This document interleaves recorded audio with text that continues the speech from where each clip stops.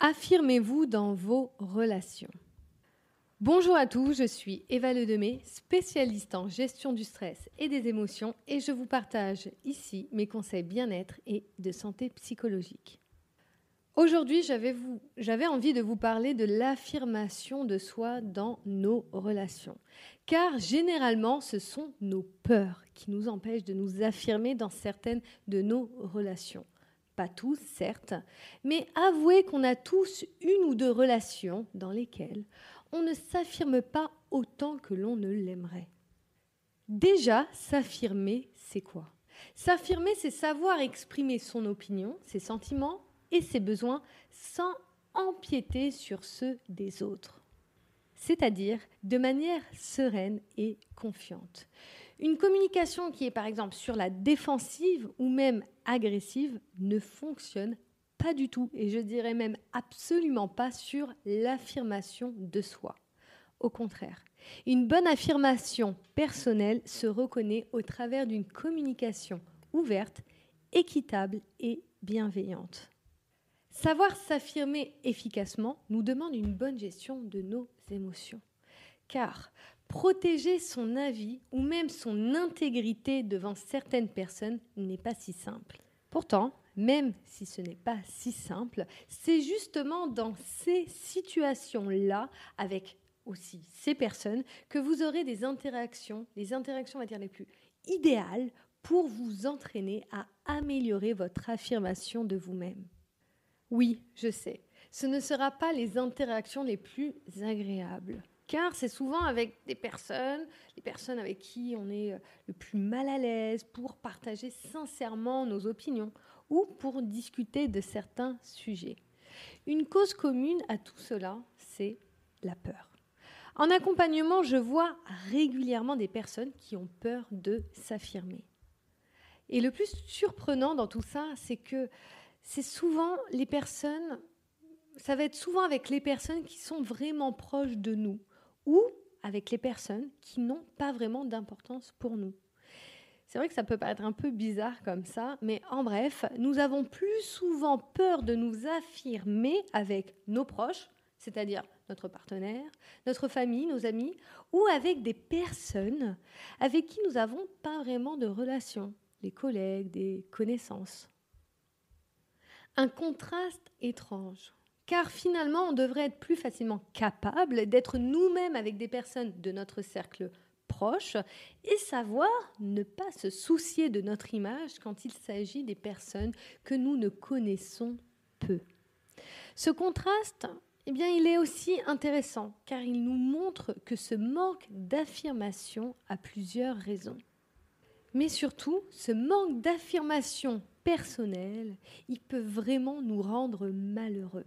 Manquer de s'affirmer avec nos proches, c'est manquer de montrer qui nous sommes vraiment.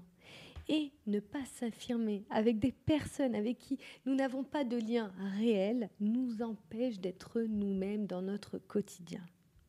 De plus, cela nous prouve également que ce manque d'affirmation provient d'un déséquilibre personnel. Je sais, ça peut piquer quand je dis ça, mais souvent, ça vient d'un déséquilibre dû à un manque de mise en valeur personnelle.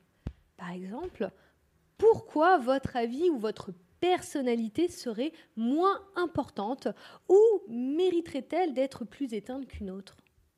Troisièmement, cela nous montre aussi que ce manque d'affirmation peut se résoudre simplement. Attention, simplement et non facilement. Et parce qu'il peut se résoudre au travers de nos actions. Les actions en soi sont simples, mais elles ne sont pas faciles à mettre en place. J'espère que vous comprenez la nuance. Car elles nous demandent de sortir de nos habitudes, de notre zone de confort, mais aussi de nos habitudes de communication. Et au travers de cela, on doit aussi modifier nos attitudes face à certaines interactions. Alors, comment faire ? Là, je vais vous partager quelques solutions qui peuvent vous aider selon les contextes ou les problématiques que vous avez pour vous affirmer. Premièrement, repérez les relations dans lesquelles vous ne vous affirmez pas. Et ne soyez pas surpris. Ne soyez pas surpris parce que c'est parfois les personnes avec qui nous sommes les plus proches, comme au contraire les personnes avec qui nous avons le moins de feeling. pour vous aider dans cette recherche. Ce sont souvent des personnes qui, on va dire, des personnes avec qui nous ne sommes pas ou plus à l'aise de dire ce que nous pensons vraiment. Ça peut être aussi des personnes qui sont également des personnes avec qui nous choisissons de ne plus vraiment répondre ou de ne plus s'investir pour répondre à la personne ou de ne plus parler de certains sujets. Parce qu'on va avoir tendance à penser avec ce type de personne, de toute manière, il, elle ne m'écoutera pas. Donc peut-être que ça va vous aider à les repérer. Enfin, ça peut être des personnes avec lesquelles nous avons du mal à communiquer et du coup, avec qui nous gardons plein de non-dits. Et ces non-dits, souvent, on va les repousser régulièrement pour ne pas les partager à la personne ou parce qu'on va avoir peur de la réaction de la personne à partager ce qu'on pense vraiment. Malheureusement, cela peut aussi être des personnes qui vous manquent de respect. Et ça, c'est important aussi dans votre analyse. Ça peut être des personnes qui vous manquent de respect et qui ne laissent pas de place à vos émotions, à vos besoins, vos rêves et votre personnalité. Deuxième étape, revoyez les croyances que vous avez avec ces personnes. Et oui, parce qu'en enlevant les peurs que vous reliez à cette relation, eh bien, ça peut vous aider à casser un petit peu cette barrière que vous mettez pour vous affirmer. Et d'ailleurs, ces peurs sont souvent diverses. Et là, je vais vous en donner quelques-unes. La première, c'est souvent la peur de perdre la personne. Souvent, les personnes qui ont la blessure de l'abandon peuvent avoir cette problématique. Attention, si on ne souhaite pas continuer une relation avec vous, donc ça marche pour toutes les personnes qui ont la blessure de l'abandon, simplement si cette personne, vous avez peur que cette relation ne fonctionne pas ou qu'elle vous abandonne, simplement car vous exprimez votre avis, ou que vous exprimez vos besoins ou vos rêves, là j'ai envie de vous dire, tant mieux pour vous. Parce que si vous cultivez, on va dire, une relation, une interaction forte avec une personne qui ne vous considère pas, vous aurez toujours un sentiment de mal-être dans une relation dans laquelle vous n'êtes pas considéré. Donc, n'ayez pas peur qu'une personne peut potentiellement vous, entre guillemets, rejeter. Oui, ce n'est jamais agréable d'être rejeté ou d'avoir ce sentiment d'abandon avec une personne. Mais ce n'est pas du tout plus agréable que vous restez avec une personne qui ne vous considère pas et qui ne prend pas en compte vos besoins et vos rêves et bien sûr votre personnalité.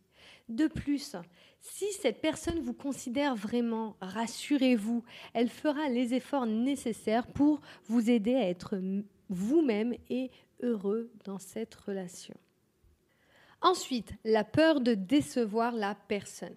Alors là, je pars du même principe. Si une personne est déçue quand elle doit faire face à votre opinion ou à votre personnalité, eh bien, l'échange ne va que dans un sens. Et la relation est donc déséquilibrée. Une relation, que ce soit une relation amoureuse ou amicale, prend en compte deux personnes, deux visions, deux personnalités, avec aussi différents besoins, sinon autant parler à un mur. Et oui, sinon autant parler à un mur, l'enrichissement sera le même. Et en plus, vous resterez perdant ou perdante à entretenir ce genre de relation, autant pour vous que pour lui ou elle. Une relation est un partage entre deux personnes. Et si vous enlevez le partage, vous enlevez les bases de la relation. À nouveau, rassurez-vous, normalement, si cette personne a de l'intérêt pour vous, vous pourrez être surpris de voir qu'elle serait vraiment heureuse d'accueillir votre opinion, même si votre opinion est différente du sien.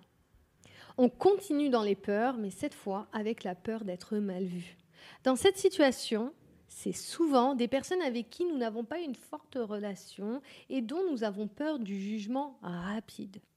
Déjà, le jugement est humain. Tout le monde juge, même la personne la plus gentille de la planète juge, simplement car c'est un comportement humain normal. Et j'ai envie de dire heureusement, sinon adieu notre esprit critique et nos différences qui font aussi la richesse de notre monde. La problématique ici, c'est la peur d'être jugé négativement ou de ne pas être aimé. Peut-être qu'il y a des personnes qui se reconnaissent là maintenant. Car là, c'est carrément un autre travail. Vous pouvez d'ailleurs faire face à cette problématique en déjà réapprenant à vous donner de la valeur et en travaillant sur ce qui fait vos particularités et vos qualités personnelles, puis en les intégrant dans votre vie. Je peux vous garantir que c'est quelque chose qui fonctionne, car je le fais régulièrement en accompagnement et il y a toujours des résultats positifs. Et ce travail est primordial, car finalement, quand on est bien avec soi-même et avec notre manière de vivre, notre vie et nos relations, que l'on soit aimé ou non par les autres, n'a que peu d'importance. Et c'est clair. Dans ces cas-là, ma meilleure proposition, c'est de vous challenger à avoir une vie dans laquelle vous vous sentez bien dans les domaines qui ont de la valeur à vos yeux. Il y a des personnes dans lesquelles les domaines, ça peut être la profession. Moi, par exemple, ma profession est un domaine qui a énormément de valeur à mes yeux. Ça peut être aussi vos relations, votre famille, vos passions, vos finances ou d'autres activités. Vous avez besoin de trouver les domaines qui ont vraiment de la valeur et de l'importance pour vous, puis après de les travailler afin qu'elles soient les plus présentes dans votre vie. Et vous verrez qu'à partir de là, le regard des autres ne sera plus qu'une information supplémentaire. Car quand on se sent bien et quand on a réellement conscience que ce qu'on fait, ça peut apporter de la plus-value dans le monde, je peux vous assurer que les critiques, ça vous passe au-dessus. Moi, personnellement, j'ai énormément fait face à des critiques et toujours maintenant, mais à force d'avancer et à force d'essayer de donner le plus de valeur possible aux personnes qui m'écoutent, aux personnes qui me lisent, aux personnes que j'accompagne, eh bien ça me permet de vraiment traverser la critique de manière beaucoup plus simple et beaucoup plus légère. En attendant, si vous voyez que la critique est encore quelque chose qui est plutôt sensible pour vous, vous pouvez aussi vous entraîner. Et vous pouvez vous entraîner à vous détacher du jugement en étant vous-même.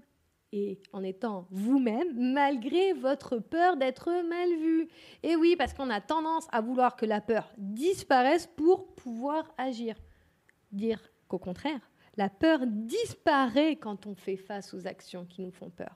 Et oui, souvent on va attendre que tout d'un coup on se sent plus confiant pour faire les choses, dire que c'est pas dans ce sens-là que ça marche en fait. Il faut justement, malgré votre peur, aller dans l'inconfort pour améliorer vos compétences. Enfin, dernière peur, la peur de perdre des avantages. Eh bien oui, si des avantages relationnels, matériels, financiers valent plus le coût que de pouvoir être librement vous-même, eh bien là, va falloir revoir tout du début.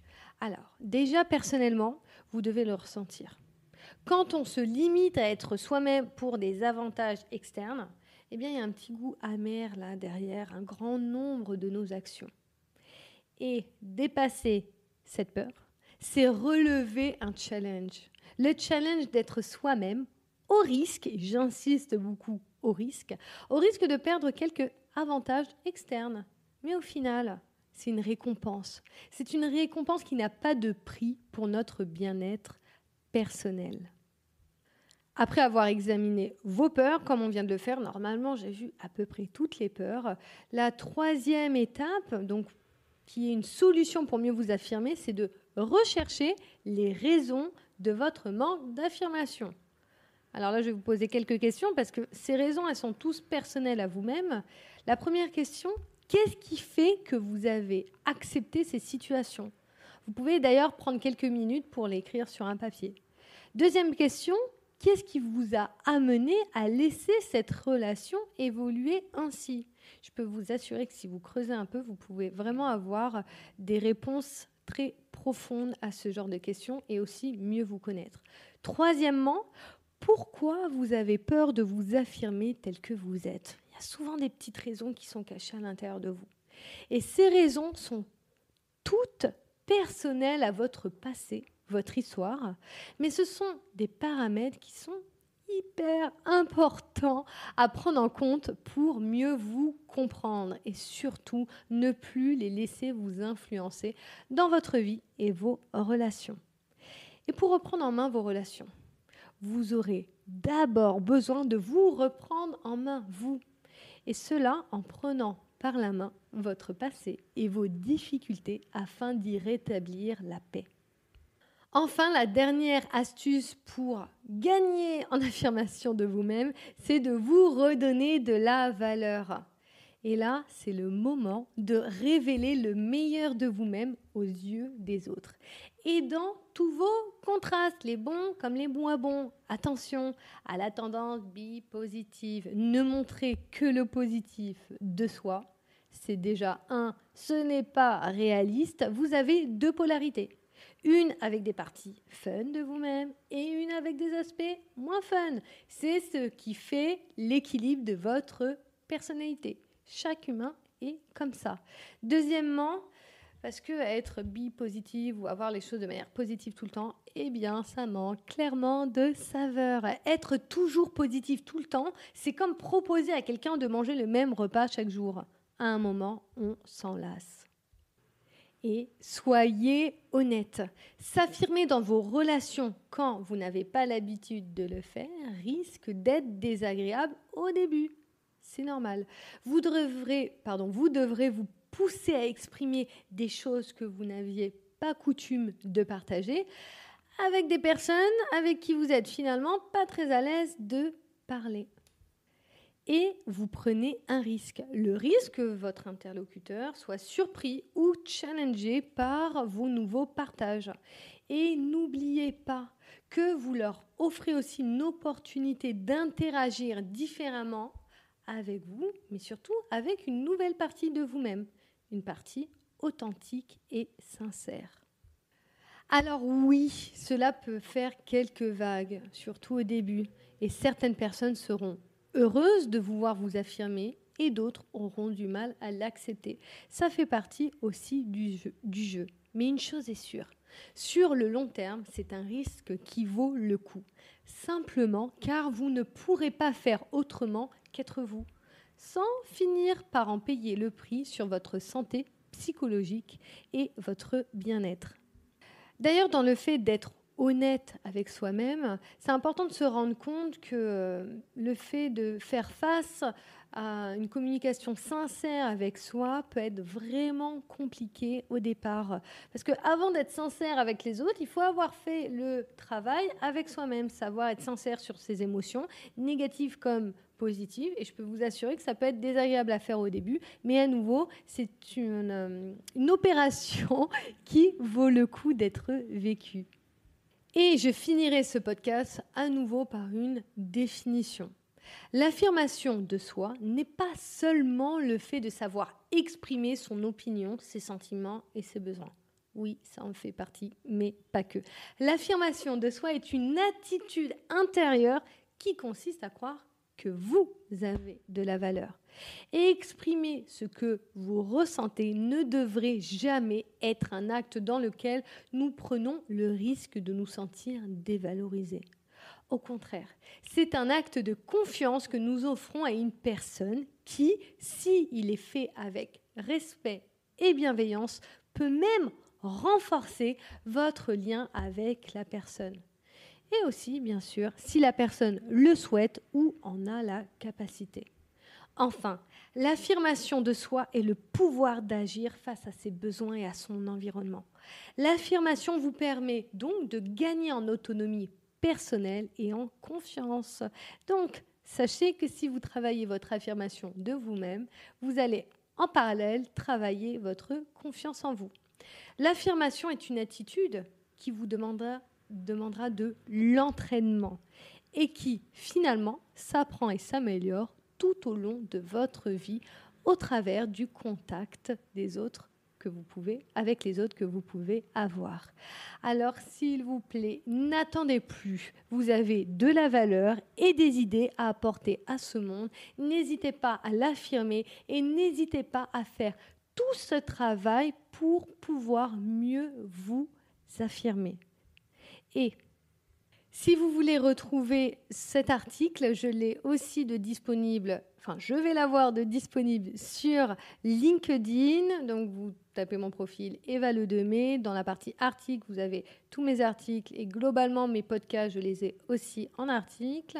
Vous pouvez aussi les trouver sur Instagram et Facebook, soit en version infographie, soit en version citation. Je fais mon maximum pour diversifier mes contenus afin de vous donner des conseils et des astuces ou simplement des réflexions pour vous aider à vous sentir mieux. Retrouvez-moi sur tous les réseaux sociaux, même TikTok, en tapant Eva Ledemé. Merci à tous pour votre écoute.